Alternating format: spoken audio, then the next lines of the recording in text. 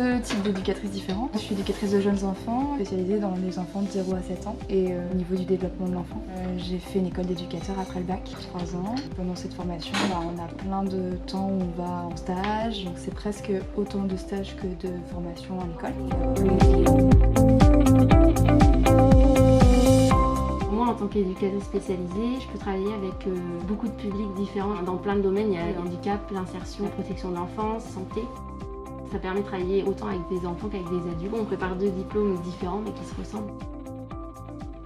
On n'a pas le même regard en fait sur les choses. On a 2 métiers qui sont différents mais qui sont complémentaires. Camille est plus spécialisée sur toutes les problématiques sociales.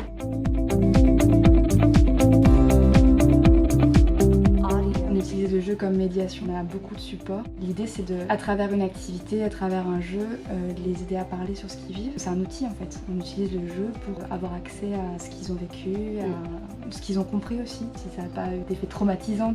C'est pas juste un accompagnement pour les occuper.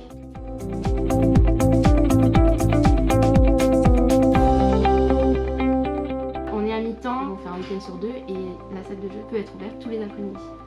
C'est une demande aussi de l'équipe qui est du monde assez tard. Lundi, c'est la chance qu'on a, c'est qu'on est toutes les deux. Donc ça nous permet de faire du lien entre nous, mais aussi de pouvoir se dégager du temps sans délaisser la salle de jeu, parce que sinon on est obligé de la fermer. Mais de pouvoir aller en chambre quand il y a une jeune qui va pas très bien et de pouvoir quand même montrer qu'on est là, qu'on peut proposer des jeux. Même les parents, des fois, peuvent nous déposer des choses parce qu'on est en chambre justement et parce qu'il y a beaucoup de stress, beaucoup d'angoisse.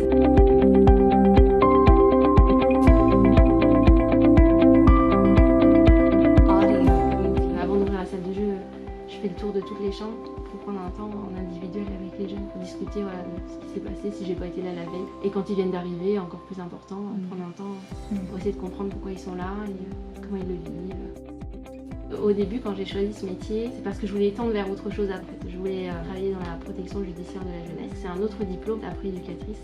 En formation, je travaille dans le handicap et ça m'a beaucoup plu. Finalement, j'ai découvert plein d'autres choses que je connaissais pas, qui m'ont encore plus plu.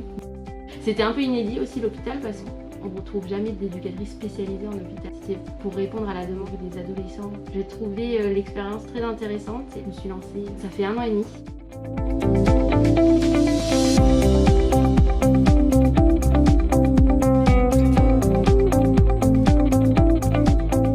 Les enfants m'ont toujours émerveillée et ils ont un regard sur le monde que nous, en tant qu'adultes, on a perdu. J'avais envie de préserver un peu ça parce que je trouve que dans notre société, on a vite besoin de grandir, vite besoin de rentrer dans un certain moule. Et j'avais envie de montrer à quel point ces enfants ils peuvent être merveilleux et qu'ils le restent.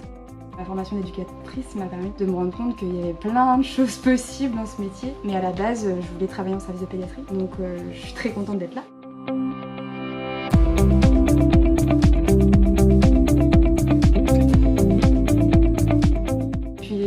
La complémentarité de notre équipe. On a l'habitude le soir de faire des transmissions aux infirmières, ce qui s'est passé. Et on participe au staff le mardi matin pour échanger sur chaque situation, en tout cas pour les enfants qui viennent pour des problèmes psychiques.